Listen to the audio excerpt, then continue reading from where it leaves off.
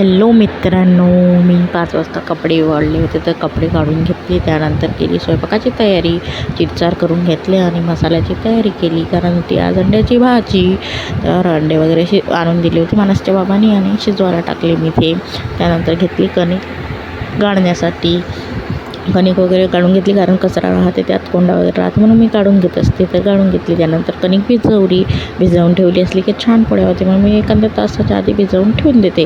थोडा वेळ भिजवून ठेवून दिली. त्यानंतर घेतला मसाला भाजण्यासाठी. मसाला तयार केला, छान भाजून घेतला चांगला, लालसर वगैरे होईपर्यंत. कांदा वगैरे, खोबरं आणि सगळं काळसर येईपर्यंत चांगलं भाजून घेतलं. छान भाजलं की चांगलं लागते. त्यानंतर केल्या पोळ्या थोड्याशा सुकण्यासाठी ठेवावं लागते कारण त्या घामेजून जाते उन्हाळ्याच्या, म्हणून मी सुकलीत त्याला थोडा सुकण्यासाठी ठेवते. त्यानंतर केला मी जिरा भात केला. भात शिजवण्यासाठी ठेवून दिला. भात वगैरे शिजल्यानंतर अंडे घेतले शिजण्यासाठी.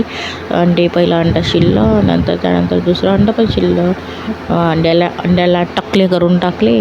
त्यानंतर शिजवून वगैरे ठेवले. मसाला वगैरे तयार करून ठेवला होता कारण मानाचे बाबा गेले होते ड्युटीवरून म्हणजे येते वापस. त्यानंतर ते भाजी करणार होते आणि डब्बा नेणार होते. 2 जणांचा डब्बा न्यायचा होता म्हणून एवढे अंडे वगैरे शिजवले आणि एवढ्या पोळ्या पण केल्या. ना तर एवढ्या लागत नाही.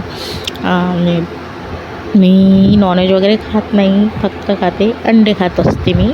नॉनव्हेज वगैरे मला चालत नाही. बघा अंडे कसे टाकले झाल्यावर दिसते गोरी. आणि त्यानंतर मानाचे बाबा आले. अंडे तळून घेतले आणि भाजी फोडणी घातली त्यांनी. भाजी वगैरे छान शिजली. बघा कशी लाल तेज दिसत आहे. भाजी छान शिजली. नंतर घेतले मी डबा घेऊन गेले मानाचे बाबा. नंतर घेतले मी जेवण करण्यासाठी. भाजी छान झाली होती. मी झाली. फॉलो करा, सबस्क्राईब करा, लाईक करा. व्हिडिओ आवडला असेल तर थँक्यू फॉर वॉचिंग.